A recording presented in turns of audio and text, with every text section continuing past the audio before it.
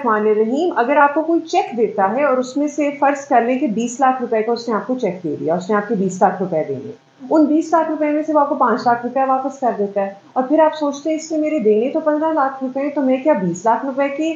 Check को slip लगा के थाने जा सकता हूँ या नहीं जा सकता। इस तरह के इश्यूज हमने बहुत देखे हैं। आप फिर भी थाने जा सकते हैं, आपकी जितनी भी अमाउंट है उसमें से उसने जितनी भी परसेंटेज दी है आप उस चेक को स्लिप लगाएं, आप थाने आए, आप हमें सच बताएं कि वो